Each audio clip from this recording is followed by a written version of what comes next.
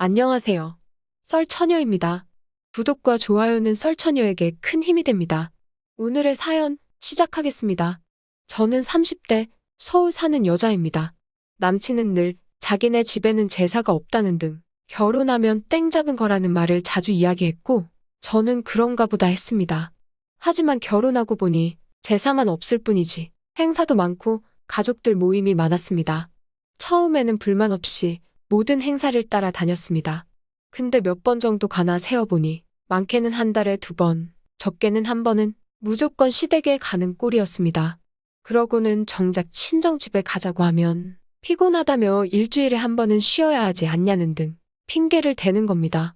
그것도 기분이 나빴는데 시댁만 가면 저는 주방에서 나오는 일이 없었고 식사 준비며 청소, 설거지 등 모든 게 저의 몫이었습니다. 남편은 손 하나 까딱 안 하고 소파에 누워서 TV만 보며 낄낄거리기 일쑤였습니다. 아마 대부분의 기혼 여성분들은 아실 거예요.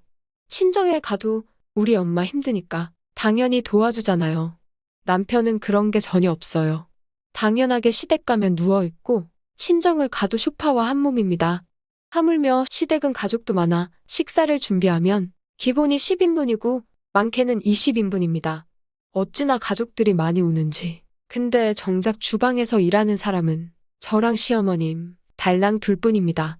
결혼 전 시어머님은 아휴, 그 손으로 뭘 하겠니? 내가 다 할 테니 너는 옆에서 보기만 해라 하셨는데 막상 결혼하고 나니 너네 왜 이렇게 늦게 오니? 지금 할 일이 태산이다. 얼른 손 닦고 준비해라 하며 저에게 앞치마를 건네셨습니다. 너무나 당연하게 저만 일하는 사람이 되었고 남편은 나 몰라라 하는 게 꼴보기 싫었습니다. 그날은 너무 힘들어 집에 와서 이야기했습니다.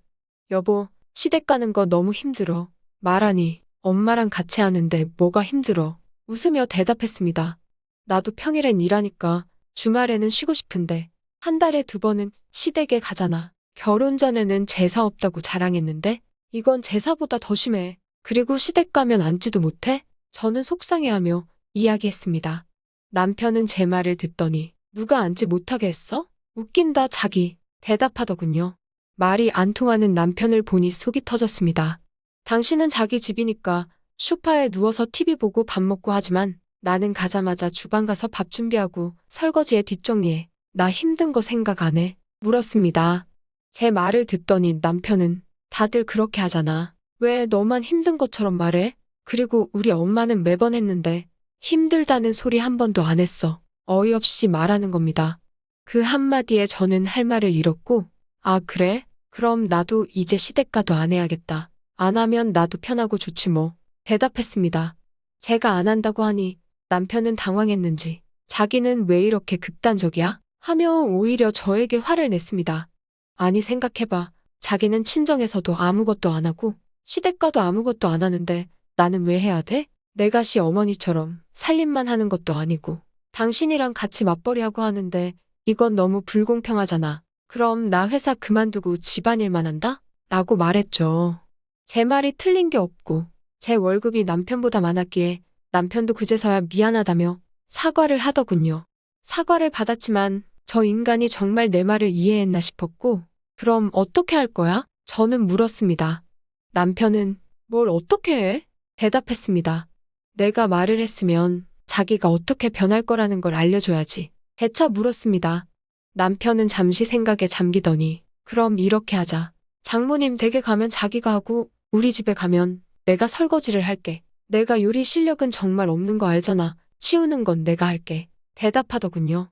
좋아. 그럼 나도 자기 믿어볼게. 그렇게 우리는 서로 간에 합의를 하였고 정확히 2주 뒤 다시 시댁을 방문하게 되었습니다. 가자마자 저는 요리하는데 정신이 없었고 우리 모두 식사를 마쳤습니다. 어머님께서 설거지 후딱 하고 얼른 쉬자 저를 보며 이야기하셨습니다.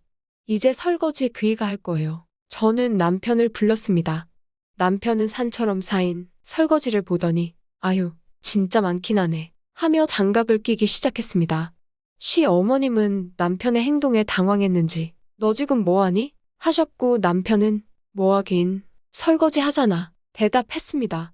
남편이 설거지하는 동안 옆에서 안절부절 못하셨고 표정이 좋지 않으셨습니다.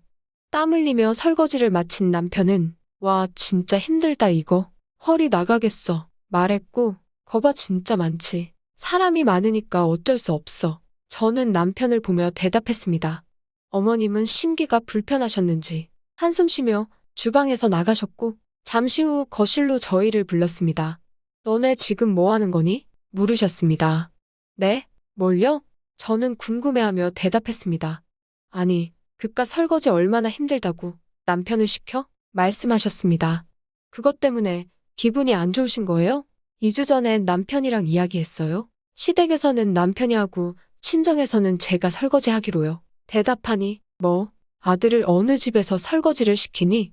옛날 고리타분한 이야기를 하셨고 남편은 엄마 요즘은 다 나눠서 해. 그리고 내가 오늘 해보니까 우리 집 설거지가 너무 많아. 그동안 이 사람 힘들었을 거야. 웬일로 제 편을 들어주더라고요. 나는 모르겠고 내 아들이 설거지하는 꼴은 못 본다. 내가 우리 아들을 어떻게 키웠는데 고작 설거지하라고 명문대 보냈는 줄 아니? 이야기하셨습니다. 그럼 저는요. 저도 저희 집에서 귀하게 자랐고요. 남편보다 학벌은 제가 더 좋아요? 말씀대로라면 저도 안 하는 게 맞네요? 논리정연하게 대답했습니다. 제 말을 들은 시어머님은 당황했는지 얼굴이 시뻘개지셨고 둘 다 그만둬라. 내가 다 아마. 한숨 쉬며 말씀하셨습니다. 그럼 오히려 저는 좋으니 네, 어머님? 하고 웃었습니다. 아마 어머님은 제가 말로만 그렇게 하고 예전처럼 다시 할 거라고 생각하신 것 같았습니다. 하지만 눈에는 눈, 이에는 이 아닙니까? 그렇게 한 달이 흘러 아버님 생신이 되어 가족들이 모두 한자리에 모였습니다. 저는 시어머님과 음식 준비를 하고 식사 후 설거지를 하려고 하는데 남편은 자연스럽게 소파로 가는 거 아니겠습니까? 저 역시도 따라서 소파로 갔습니다.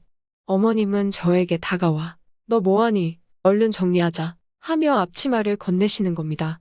저는 앞치마를 남편에게 주며 여보 얼른 가서 설거지 도와드려 말했습니다. 남편과 어머님은 당황한 표정으로 저를 쳐다보았습니다. 앞으로 남편이 설거지 한다고 했잖아요. 기억 안 나세요? 말했습니다. 어머님은 너는 얼마나 나를 우습게 보면 우리 아들 시켜 먹으려고 드니? 말씀하셨습니다. 그럼 왜 저만 일을 시켜 먹으려고 하세요? 저도 귀한 집 딸이에요. 대답했습니다. 분위기는 한순간에 싸해졌고 어머님은 화가 났는지 몸을 부르르 떨면서 갑자기 제 얼굴에 앞치마를 던지는 거 아닌가요? 태어나서 앞치마로 처음 얼굴을 맞아보니 당황했고 저도 가만히 있지 않았습니다. 어머님이 끔찍하게 생각하는 남편 얼굴에 제가 맞았던 앞치마를 던져버렸습니다. 남편은 놀라 저를 쳐다봤습니다. 어머님은 너 지금 이게 뭐 하는 짓이야? 소리치셨습니다. 왜요? 먼저 던진 건 어머님이세요. 대답했습니다. 시어머님은 남편의 얼굴을 감싸며 저를 째려보았고 너 지금 이게 시어른 앞에서 할 짓이냐? 감히 우리 아들 얼굴에 손을 떼? 화내며 말씀하셨습니다. 왜요? 남의 귀한 딸 때린 건 괜찮으시고 아드님이 맞으니까 속상하세요? 저는 따박따박 말했습니다. 옆에 계시던 아버님은 이게 지금 다들 뭐 하는 짓이야? 소리쳤고 시어머님께 먼저 사과하라고 했습니다. 마지못해 어머님은 미안하다며 이야기했고 저는 화가 풀리지 않았습니다. 계속 있으면 기분만 더 상할 것 같아 우선 자리를 피했습니다. 다음 날 어머님께 연락이 왔고 너는 끝까지 네 잘못을 모르니? 하셨습니다. 제가 뭘 잘못했는데요? 입장 바꿔 생각해보세요. 어머님 딸이 그런 대우받으며 시댁에 가면 좋으시겠어요? 모르니? 너는 잊지도 않는 딸 이야기하니? 혼자 화내며 전화를 끊었습니다. 하지만 저는 다시는 연락하지 않았죠. 그날 이후 점점 자연스럽게 시댁과 멀어졌습니다. 남편도 저에게 직접적으로 시댁에 가자는 이야기를 하지 않았습니다. 그러던 중 시어머님이 남편에게 연락을 했고 저와 식사를 하고 싶다고 했습니다. 식사하러 만난 자리에서 자신이 너무 옛날 사람처럼 생각했다고 하시며 미안하다고 말씀하셨습니다. 그렇게 몇 주 뒤 시댁에 방문하니 어머님과 저만 하는 게 아니고 남자 여자 할 것 없이 모두가 같이 준비하고 같이 치웠습니다. 같이 하니 모여서 담소를 나눌 시간이 생기더라고요. 잠시 후 저를 따로 부르신 시어머니는 자기가 예전에는 몰랐는데 같이 해보니 혼자만 끙끙거리며 힘들었던 시절이 억울하다고 하더라고요. 저랑 그날 난리를 친 바람에 가족이 다 같이 하니까 너무 좋다고 하시면서 저보고 오히려 복덩이라고 하셨습니다. 아직도 한 달에 한 번 이상은 시댁에 가지만 예전에 못한 가족들과 이야기를 많이 할 수 있어서 즐겁습니다. 오늘의 사연은 여기까지입니다. 긴 사연 끝까지 들어주셔서 감사합니다. 구독과 좋아요는 설처녀에게 큰 힘이 됩니다.